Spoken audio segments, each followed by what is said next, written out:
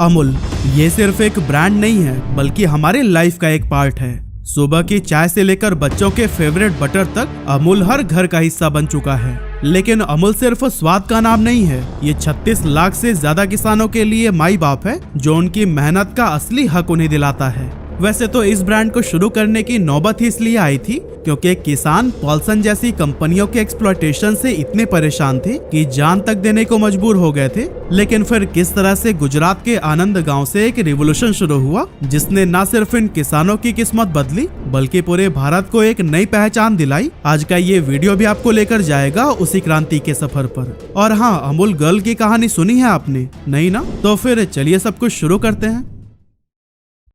तो दोस्तों, अमूल के इस कहानी की शुरुआत होती है 1940s से, जब भारत के गांव में किसान अपनी गाय भैंस का दूध बेचकर गुजारा करते थे।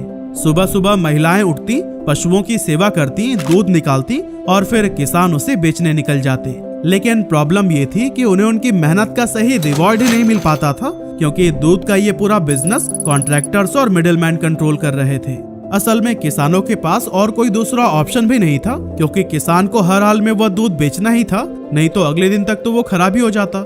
और इसी का फायदा उठाते हुए मिडिलमैन दूध को बहुत कम प्राइस पर खरीदते थे जिससे उनको तो काफी प्रॉफिट होता था। लेकिन फिर उसी टाइम यानी 1945 में British government Bombay milk scheme लेकर आई जिसके बाद किसानों को अपने साथ होने वाला फ्रॉड समझ में आने लगा। असल में इस स्कीम के तहत किसानों से दूध खरीदकर गुजरात के आनंद शहर, जो कि ब्रिटिश काल में कायरा डिस्ट्रिक्ट के अंदर आता था, वहां ले जाकर के पॉस्चराइज किया जाता था। असल में पॉस्चराइज प्रोसेस में होता क्या है ना कि दूध को एक सेट टेम्परेचर पर गर्म किया जाता है और फिर जल्दी से उसे ठंडा कर दिया जाता है जिससे कि दूध में मौजूद हार्मफुल बैक्टीरिया खत्म हो जाते हैं और फिर इस दूध को ज्यादा टाइम के लिए स्टोर किया जा सकता है। अब आनंद शहर में इस प्रोसेस को पूरा करने के बाद से दूध को 427 किलोमीटर दूर बॉम्बे पहुंचाना पड़ता था और इसका टेंडर मिला था पॉल्सन कंपनी को। एक्चुअली पॉल्सन कंपनी दूध से बटर और घी जैसे प्रोडक्ट्स बनाती थी जिसका यूज ब्रिटिश ऑफिसर्स और भारत के अमीर लोग किया करते थे। अब ब्रिटिश गवर्नमेंट ने गुजरात के मिल्क प्रोडक्शन और डिस्ट्रीब्यूशन का सारा कंट्रोल पॉल्सन डेयरी को दे रखा था, इसीलिए किसानों को मजबूरन दूध इसी कंपनी को ही बेचना पड़ता था। हालात तो इतनी खराब थी कि अगर मार्केट प्राइस 5 रुपए पर लीटर था ना तो फिर किसानों को सिर्फ 1 या 2 रुपए पर लीटर में दूध बेचना पड़ता था। ये पूरी तरह से एक तरफा सौदा था क्योंकि किसानों के पास ना तो कोई नेगोशिएशन पावर थी और ना ही कोई दूसरा खरीदार। और दोस्तों, यह एक्सप्लॉयटेशन यहीं पर खत्म नहीं होता था। किसानों को अपना दूध कलेक्शन सेंटर तक पहुंचाने का खर्चा भी खुद ही उठाना पड़ता था और अगर क्वालिटी में थोड़ी भी कमी निकली तो फिर पेमेंट ही नहीं दिया जाता था, जिसके चलते कायरा डिस्ट्रिक्ट के किसानों की हालत बद से बदतर होती जा रही थी और बहुत सारे फार्मर्स आत्महत्या करने को मजबूर हो गए। अब जब किसानों के ये परेशानियां हद से ज्यादा बढ़ गई तो उनका गुस्सा फूट पड़ा और वह अपनी शिकायत लेकर पहुंचे त्रिभुवन दास पटेल के पास। त्रिभुवन दास पटेल उस समय कायरा जिले के एक रिस्पेक्टेड लीडर थे जो हमेशा किसानों के अधिकार के लिए आवाज उठाते थे। ऐसे में जब किसानों ने अपनी परेशानी उनके सामने रखी तो फिर वो उन्हें अपने साथ लेकर कांग्रेस के बड़े नेता सरदार वल्लभ भाई पटेल के पास पहुंचे। असल में सरदार वल्लभ भाई पटेल को किसानों का मसीहा माना जाता था। अब उनके पास भले ही कोई सरकारी पद नहीं था लेकिन उनकी बात पूरे देश में सुनी जाती थी, यहाँ तक कि उनके नाम से ही अंग्रेजों के पसीने छूट जाते थे। सरदार पटेल ने किसानों को समझाया कि आप सभी किसानों को एकजुट होना पड़ेगा और एक कोऑपरेटिव कमेटी बनानी होगी। इसका मतलब ये था कि अब किसान खुद अपनी डेयरी चलाएंगे, वो खुद मिल्क का कलेक्शन और डिस्ट्रीब्यूशन करेंगे और इस पूरे प्रोसेस में कोई मिडिलमैन नहीं होगा जिससे कि पूरा प्रॉफिट किसानों के बीच ही बांटा जाएगा। सरदार पटेल ने उन्हें यह भी समझाया कि अगर वो मिलकर काम करेंगे तो फिर वो पॉल्सन को बाईपास करके अपना दूध सीधे बॉम्बे के मिल्क डिवीजन को भेज सकते हैं। और फिर इस मिशन को पूरा करने के लिए उन्होंने कांग्रेस के एक बड़े नेता और स्वतंत्रता सेनानी मोरारजी देसाई को खेड़ा जिले में भेजा। जी हाँ, वही मोरारजी देसाई जो आगे चलकर भारत के प्राइम मिनिस्टर भी बनाए गए। सरदार पटेल ने मोरारजी से कहा कि अगर जरूरत पड़े तो किसानों के लिए स्ट्राइक करवाने से भी पीछे नहीं हटना। और फिर इस तरह से कायरा डिस्ट्रिक्ट, जिसे खेड़ा के नाम से भी जाना जाता था, वहां आने के बाद से मोरारजी देसाई ने 4 जनवरी 1946 को समरखा गांव में एक मीटिंग रखी, जिसमें डिसाइड किया गया कि जिले के हर गांव में एक कोऑपरेटिव कमेटी बनाई जाएगी और किसान सिर्फ उसी को ही अपना दूध बेचेंगे। यहाँ तक कि किसी भी कंपनी या खुद ब्रिटिश गवर्नमेंट को भी अगर दूध खरीदना होगा तो उन्हें इस कमेटी से एग्रीमेंट करना पड़ेगा, और अगर वो ऐसा नहीं करते हैं तो उन्हें दूध नहीं मिलेगा। अब जैसा कि सबको उम्मीद थी, ब्रिटिश गवर्नमेंट को किसानों का ये बदला रूप बिल्कुल पसंद नहीं आया। उन्होंने स्ट्रिक्टली इस तरह की किसी भी कोऑपरेटिव कमेटी को अप्रूवल देने से साफ इनकार कर दिया। लेकिन इस बार किसानों ने भी ठान लिया था कि अब वो इस अन्याय को नहीं सहेंगे, इसीलिए उन्होंने हड़ताल करते हुए दूध की पूरी सप्लाई बंद कर दी। ब्रिटिश गवर्नमेंट ने भी इस आंदोलन को कुचलने के लिए हर संभव कोशिश की। किसानों को डराने धमकाने के लिए उन पर झूठे मुकदमे दायर किए गए, लेकिन किसानों की एकता इतनी मजबूत थी कि उन्होंने हर धमकी का डटकर सामना किया। हड़ताल को 15 दिन बीत गए और इस बीच दूध की सप्लाई रुकने की वजह से सरकार की बॉम्बे मिल्क स्कीम पूरी तरह से फेल होने लगी। दूध की भारी किल्लत की वजह से ब्रिटिश गवर्नमेंट पर दबाव बढ़ता गया और फिर आखिरकार उन्हें किसानों की शर्तें माननी पड़ी। वैसे इस बीच फार्मर्स को भी काफी लॉस हुए थे, लेकिन उन्होंने हिम्मत बनाए रखी और इस प्रोटेस्ट में जीत हासिल की। इसके बाद जून 1946 को Kaira district cooperative milk producers union limited की स्थापना हुई और इसके 6 महीने बाद यानी 19 दिसंबर 1946 को इसे फॉर्मली रजिस्टर किया गया। इतना ही नहीं, 1948 तक इस कोऑपरेटिव कमेटी ने बॉम्बे मिल्क स्कीम के लिए दूध को पॉस्चराइज करना भी शुरू कर दिया था। त्रिभुवन दास पटेल ने ये इंश्योर किया कि इस कोऑपरेटिव का फायदा हर किसान तक पहुंचे, चाहे उनकी जात, धर्म या फिर फाइनेंशियल कंडीशन कैसे भी हो। इस विजन को सही तरीके से इम्प्लीमेंट करने के लिए त्रिभुवन दास जी ने एक 3 टायर स्ट्रक्चर डिजाइन किया। पहला, गांव में डेयरी कोऑपरेटिव बनाई गई, जहां दूध को इकट्ठा किया जाता था और उसकी क्वालिटी की जांच की जाती थी। इसके बाद से दूध को पॉस्चराइज किया जाता और लीक प्रूफ पैकेजिंग में पैक करके ट्रांसपोर्ट फ्रेंडली बनाया जाता। और फिर सबसे ऊपर एक स्टेट फेडरेशन बनाई गई, जो कि मार्केटिंग और डिस्ट्रीब्यूशन का काम संभालती थी। 1948 के अंत तक करीब 432 किसान इस कोऑपरेटिव का हिस्सा बन चुके थे और हर दिन करीब 5000 लीटर दूध की सप्लाई हो रही थी। अगले कुछ ही सालों में किसानों की संख्या और दूध का प्रोडक्शन कई गुना हो गया। हालात ऐसी हो गई थी कि बॉम्बे मिल्क स्कीम भी इस दूध को एब्जॉर्ब नहीं कर पा रही थी। ये प्रॉब्लम सर्दियों में और भी ज्यादा बढ़ जाती थी, क्योंकि भैंस इस सीजन में गर्मियों के मुकाबले 2.5 गुना ज्यादा दूध देती है। और अब हैवी प्रोडक्शन और लो कंजप्शन की वजह से किसान इतने परेशान रहने लगे कि उन्होंने फिर से औने पौने दामों में बिचौलियों को अपना दूध बेचना शुरू कर दिया। और अब सबसे बड़ा चैलेंज था कि इतने सारे एक्स्ट्रा दूध का किया क्या जाए। लेकिन तभी इस प्रॉब्लम का सलूशन लेकर आए डॉक्टर वर्गीस कुरियन, जिन्हें कि हम प्यार से मिल्क मैन ऑफ इंडिया भी कहते हैं। डॉक्टर कुरियन एक विजनरी इंसान थे, जिन्होंने 1949 में अमेरिका से मैकेनिकल इंजीनियरिंग में मास्टर्स की डिग्री कंप्लीट की थी। पढ़ाई खत्म हो जाने के बाद से उन्हें सरकार ने गुजरात के आणंद में एक सरकारी डेयरी में काम करने के लिए भेजा। अब शुरुआत में तो डॉक्टर कुरियन इस असाइनमेंट से खुश नहीं थे, लेकिन यही उनकी मुलाकात हुई त्रिभुवन दास पटेल से। और फिर जब त्रिभुवन दास ने डॉक्टर कुरियन को किसानों की परेशानियां समझाई, तो वह तुरंत समझ गए कि अगर दूध की बर्बादी रोकनी है और किसानों को फायदा पहुंचाना है, तो सिर्फ दूध को बेचने से काम नहीं चलेगा। इसीलिए उन्होंने एक्स्ट्रा दूध से बटर, कंडेंस्ड मिल्क और मिल्क पाउडर बनाने का आइडिया दिया। ऐसा करने से दूध को न केवल लंबे समय तक स्टोर किया जा सकता था, बल्कि उसकी मार्केट वैल्यू भी कई गुना बढ़ाई जा सकती थी। अब दोस्तों, बटर बनाना तो आसान था, लेकिन मिल्क पाउडर के साथ एक बड़ी प्रॉब्लम यह थी कि आमतौर पर मिल्क पाउडर गाय के दूध से बनाया जाता था, जबकि गुजरात में किसानों के पास ज्यादातर भैंस का दूध था और भैंस के दूध से मिल्क पाउडर बनाने के लिए उनके पास कोई टेक्नोलॉजी मौजूद नहीं थी। लेकिन डॉक्टर कुरियन ने यहाँ भी हार नहीं मानी। उन्होंने अपने दोस्त हरिचंद मेघा दलाया, जो मिशिगन से डेयरी टेक्नोलॉजी में मास्टर्स कर चुके थे, उनसे मदद मांगी। और फिर हरिचंद दलाया ने अपनी एक्सपर्टाइज का इस्तेमाल करते हुए दुनिया का पहला बफेलो मिल्क स्प्रे ड्रायर तैयार किया। ये एक बड़ी टेक्निकल सक्सेस थी, जिसने पहली बार भैंस के दूध से मिल्क पाउडर बनाने का रास्ता खोल दिया था। ये इनोवेशन न केवल किसानों के लिए एक वरदान साबित हुआ, बल्कि इसने डेयरी इंडस्ट्री में भारत को एक नई पहचान दिलाई। और फिर 31 अक्टूबर 1955 को सरदार पटेल के जन्मदिन पर इस कोऑपरेटिव सोसाइटी ने अपना पहला मिल्क प्लांट खोला, जो कि इंडिया ही नहीं बल्कि पूरे एशिया का सबसे बड़ा मिल्क प्लांट था, क्योंकि इसकी डेली कैपेसिटी 1 लाख लीटर दूध प्रोसेस करने की थी। अब जब ये तय हो गया कि इस कोऑपरेटिव में किसानों के दूध से अलग अलग तरह के डेयरी प्रोडक्ट्स बनाए जाएंगे, तो फिर इन प्रोडक्ट्स के पहचान के लिए एक ब्रांड नेम की भी जरूरत महसूस हुई और फिर इसके लिए नाम सिलेक्ट किया गया अमूल। लेकिन सवाल उठता है कि अमूल ही क्यों? इस नाम के पीछे दो बड़ी वजह थी। पहली वजह ये थी कि अमूल शब्द संस्कृत के अमूल्य शब्द से आया है, जिसका मतलब होता है प्राइसलेस यानी कि अनमोल, और ये नाम दूध और बाकी डेयरी प्रोडक्ट्स के असली मूल्य को दर्शा रहा था। और दूसरी वजह थी कि अगर आप आनंद मिल्क यूनियन लिमिटेड का शॉर्ट फॉर्म निकालेंगे तो फिर वो भी अमूल ही बनता है।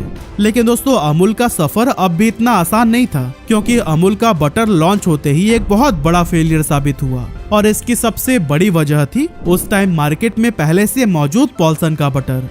असल में पॉल्सन के बटर को पुरानी बासी क्रीम से बनाया जाता था, जिसे बिना रेफ्रिजरेशन के 1 हफ्ते तक बाहर रखा जाता, और इस प्रोसेस की वजह से क्रीम में खटास आ जाती थी और पॉल्सन के बटर का स्वाद बहुत अलग होता था। इसके अलावा पॉल्सन अपने बटर की सेल्फ लाइफ को बढ़ाने के लिए उसमें काफी ज्यादा नमक डालता था, जिससे कि उसका स्वाद नमकीन हो जाता था। और एक और बड़ी बात ये थी कि पॉल्सन का बटर गाय के दूध से बनाया जाता था, जिससे कि उसका रंग हल्का पीला होता था। और दोस्तों, लोगों को पीले और नमकीन पॉल्सन बटर की मानो आदत सी पड़ चुकी थी। लेकिन जब अमूल का बटर लॉन्च हुआ तो इसे ताजा क्रीम से उसी दिन ही तैयार किया जाता था, जिसकी वजह से इसमें किसी भी तरह की खटास नहीं होती थी और इसका स्वाद भी बिना नमक वाला था। इसके साथ ही भैंस के दूध से बने अमूल के बटर का रंग भी सफेद था। और फिर दोस्तों, पॉल्सन के आगे अमूल का फ्रेश सफेद और बिना नमक वाला बटर किसी को भी पसंद नहीं आया। इस प्रॉब्लम का सलूशन ढूंढने के लिए अमूल ने भी अपने बटर में नमक मिलाना शुरू कर दिया, और साथ ही कंपनी ने थोड़ा सा रंग डाल के अपने बटर का कलर भी पीला कर दिया। हालांकि डॉक्टर वर्गीस कुरियन को ये बदलाव बिल्कुल भी पसंद नहीं आया, क्योंकि वो हमेशा ताजगी और क्वालिटी पर जोर दिया करते थे। लेकिन धीरे धीरे उन्हें ये भी बात समझ आने लगी कि कस्टमर सेटिस्फेक्शन और उनकी आदतों का ख्याल रखना भी किसी भी ब्रांड के लिए बहुत जरूरी होता है। इन बदलाव के बाद से अमूल का बटर धीरे धीरे लोगों के बीच में पॉपुलर होने लगा, और अमूल ने पॉल्सन को न केवल टक्कर दी बल्कि उसकी जगह ही छीन ली। लेकिन दोस्तों, अमूल की सफलता के पीछे सिर्फ फार्मर्स और डॉक्टर वर्गीस कुरियन का हाथ नहीं था, बल्कि एक प्यारी सी लड़की भी थी, जिसे कि हम अमूल गर्ल के नाम से जानते हैं। जी हाँ, वही डॉटेड फ्रॉक वाली लड़की जिसे आपने अमूल प्रोडक्ट्स के पैकेट पर जरूर देखा होगा। एक्चुअली जब अमूल का ब्रांड नेम तय हुआ था उस समय इसकी कोई ठोस आइडेंटिटी नहीं थी, लेकिन इस कमी को पूरा किया अमूल गर्ल ने, क्योंकि वो सिर्फ अमूल की पहचान ही नहीं बनी बल्कि इंडियन एडवर्टाइजिंग हिस्ट्री में अमर हो गई। क्योंकि 1966 में शुरू हुआ ये कैंपेन आज भी जारी है और इसे दुनिया के सबसे लंबे समय तक चलने वाले एडवर्टाइजिंग कैंपेन्स में गिना जाता है। और इतना ही नहीं, इस कैंपेन का नाम गिनीज वर्ल्ड रिकॉर्ड्स में भी दर्ज है। लेकिन सवाल यह है कि अमूल गर्ल ही इस ब्रांड की आइडेंटिटी क्यों बनी? असल में इस आइकॉनिक कैरेक्टर का जन्म पॉल्सन की बटर गर्ल के जवाब में हुआ था। उस टाइम पॉल्सन बटर की पहचान एक प्यारी सी लड़की थी जिसे वो बटर गर्ल कहा करते थे। डॉक्टर वर्गीस कुरियन और उनकी टीम ने सोचा कि अगर पॉल्सन अपनी बटर गर्ल के जरिए पहचान बना सकता है तो फिर अमूल इसी कॉन्सेप्ट को ही अपनाकर इससे बेहतर कर सकता है। और तभी एडवर्टाइजिंग प्रोफेशनल सिल्वेस्टर दा कुन्हा और उनकी टीम ने अमूल गर्ल का आइडिया पेश किया, और फिर यहीं से शुरू हुआ अटरी बटरी एडवर्टाइजिंग कैंपेन। पॉल्सन की बटर गर्ल के मुकाबले अमूल गर्ल ने सिर्फ प्रोडक्ट नहीं बल्कि हर रोज की घटनाओं और मुद्दों को मजेदार और रिलेवेंट तरीके से पेश किया। अरे, जज्बातों में बहकर हम कहानी में थोड़ा सा आगे आ गए, लेकिन चलिए 1970s में हम वापस चलते हैं, जब अमूल की सफलता ने गुजरात में मानो क्रांति ला दी थी। हर जिले में इसी तरह के यूनियन बनने लगे जो कि दूध के व्यापारियों को सीधे जोड़ते थे। लेकिन डॉक्टर वर्गीस कुरियन को जल्दी समझ आ गया कि अगर ये सारे जिले अपना अपना ब्रांड बनाकर एक दूसरे के साथ में ही कंपटीशन करने लगे तो फिर इससे सबको नुकसान होने लगेगा। और फिर इसी प्रॉब्लम का ही सलूशन निकालने के लिए 1973 में सरकार ने Gujarat cooperative milk marketing federation की स्थापना की। इस फेडरेशन ने सभी जिलों के यूनियन को एक साथ जोड़कर अमूल के ब्रांड नेम के तहत काम करने का मौका दिया।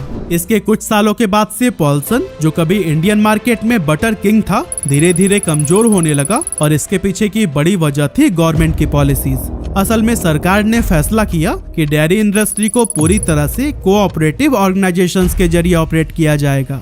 लेकिन इस नई पॉलिसी का सबसे बड़ा असर प्राइवेट कंपनीज पर पड़ा, खास करके पॉल्सन के ऊपर। पॉल्सन इन नए रूल्स के साथ में एडजस्ट नहीं कर पाई और आखिरकार उसे अपना बिजनेस बंद करना पड़ा। इसी दौरान डॉक्टर वर्गीस कुरियन ने इंडिया में ऑपरेशन फ्लड की शुरुआत की, जिसे कि व्हाइट रिवॉल्यूशन के नाम से भी जाना जाता है। ये दुनिया का सबसे बड़ा डेयरी डेवलपमेंट प्रोग्राम था, जिसके तहत गांव से दूध को कलेक्ट करके देश के अलग अलग हिस्सों में सप्लाई किया जाने लगा। ये इनिशिएटिव इतना सक्सेसफुल रहा कि इंडिया दुनिया का सबसे बड़ा मिल्क प्रोड्यूसर बन गया। और दोस्तों, अमूल ने न सिर्फ किसानों को आर्थिक रूप से मजबूत बनाया, बल्कि कस्टमर्स तक भी फ्रेश और हाई क्वालिटी डेयरी प्रोडक्ट्स पहुंचाए। इस बीच अमूल अपने प्रोडक्ट पोर्टफोलियो का भी लगातार एक्सपेंशन करता जा रहा था। जैसे कि 1980s में अमूल ने चीज और आइसक्रीम के सेगमेंट में भी कदम रखा, जिससे कि इसकी रीच और भी ज्यादा बढ़ गई। अमूल की पॉपुलैरिटी 80s और 90s में इतनी ज्यादा हो चुकी थी कि इसके नकली प्रोडक्ट्स भी मार्केट में आने लगे थे, क्योंकि कई सारे स्कैमर्स ने खराब क्वालिटी के प्रोडक्ट्स पर अमूल का लेबल लगाकर बेचना शुरू कर दिया। इस प्रॉब्लम से निपटने के लिए अमूल ने स्ट्रिक्ट लीगल एक्शन लिए, अपनी पैकेजिंग में होलोग्राम और यूनिक कोड्स ऐड किए और कंज्यूमर्स को अवेयर करने के लिए लार्ज स्केल पर कैंपेन्स भी चलाए। असली बटर में दूध मलाई होती है और अटर पटर में अटर पटर होता है अंकल। जिसमें दूध मलाई नहीं वो बटर नहीं। अमूल बटर, असली बटर। आप भी पूछिए, अटर पटर है कि असली अमूल बटर है। हालांकि इन चुनौतियों के बावजूद अमूल ने कभी भी अपने एक्सपेंशन को नहीं रोका। फॉर एग्जाम्पल 1990s में इसने फ्लेवर्ड मिल्क जैसे प्रोडक्ट्स लॉन्च किए। साथ ही 2000 के दशक में अमूल कूल, मस्ती बटर मिल्क और हेल्थ फोकस्ड प्रोडक्ट्स जैसे अमूल प्रो को मार्केट में लाया गया। 2010 तक अमूल ने रेडी टू ईट और डेयरी बेस्ड डिजर्ट को भी अपने पोर्टफोलियो में शामिल कर लिया और अपने वास्ट प्रोडक्ट पोर्टफोलियो की मदद से इसने शहरी मार्केट के साथ साथ गांव के दूर दराज इलाकों में भी अपनी मजबूत पकड़ बना ली। अमूल की मेहनत और डिटर्मिनेशन का ही ये नतीजा था कि 2010-11 के फाइनेंशियल ईयर में इसने $2 बिलियन सेल्स टर्नओवर का माइलस्टोन पार कर लिया। इसके ठीक 10 साल बाद जब कोविड-19 पैंडेमिक ने इंडिया में दस्तक दी, उस समय इंडियन इकोनॉमी को 10 लाख करोड़ रुपए से भी ज्यादा का नुकसान हुआ। बहुत सी $1 बिलियन इंडस्ट्रीज इस टाइम मुश्किल में आ गई थी और डेयरी इंडस्ट्री भी उनमें से ही एक थी। इस क्राइसिस के चलते इंडिया के मिल्क प्रोड्यूसर्स हर दिन करीब 112 करोड़ रुपए का नुकसान उठा रहे थे। लेकिन उस मुश्किल के दौर में भी अमूल इकलौती ऐसी लीजेंडरी कंपनी थी जिसने न सिर्फ अपने लॉसेस को मिनिमाइज किया, बल्कि अपने रेवेन्यू को भी 700 करोड़ रुपए तक इंक्रीज करके दिखाया। असल में अमूल ने नोटिस किया कि पैंडेमिक के दौरान भले ही रेस्टोरेंट और होटल से आने वाली डिमांड खत्म हो गई थी, लेकिन घरों में मिल्क प्रोडक्ट्स की कंजप्शन में काफी ज्यादा इजाफा हुआ था। इसके अलावा पैंडेमिक की वजह से लोग खुले दूध की जगह पर पैकेज्ड मिल्क की तरफ शिफ्ट होने लगे और फिर इन्हीं सभी चांसेस को अमूल ने दोनों हाथों से कबूल किया। अब दोस्तों, अगर हम आज अमूल की बात करें तो इसकी सप्लाई चेन बहुत ही बड़ी और वेल ऑर्गेनाइज्ड है। अमूल के पास कुल 18,700 सोसाइटीज हैं जो कि दूध के कलेक्शन और डिस्ट्रीब्यूशन को संभालती हैं। साथ ही 5,000 मिल्क टैंकर्स हर दिन 200 चिलिंग स्टेशंस तक दूध पहुंचाते हैं। इसके अलावा 10,000 डिस्ट्रीब्यूटर्स हैं जो कि अपने अपने एरिया में प्रोडक्ट को रिटेलर्स तक, और 1 मिलियन से भी ज्यादा रिटेलर्स हैं जो कि अमूल प्रोडक्ट को कंज्यूमर्स तक पहुंचाते हैं। आज अमूल के साथ 36 लाख से भी ज्यादा किसानों का डायरेक्ट कनेक्शन है और ये भारत के अलावा 50 से भी ज्यादा देशों में अपने डेयरी प्रोडक्ट्स को एक्सपोर्ट कर रहा है। लेकिन दोस्तों, अंत में बस मैं यही कहना चाहता हूँ कि अमूल सिर्फ एक डेयरी ब्रांड नहीं है, बल्कि उन लाखों किसानों की मेहनत और संघर्ष की कहानी है जो अपने और अपने परिवार के भविष्य को बेहतर बनाने के लिए हर दिन मेहनत करते हैं।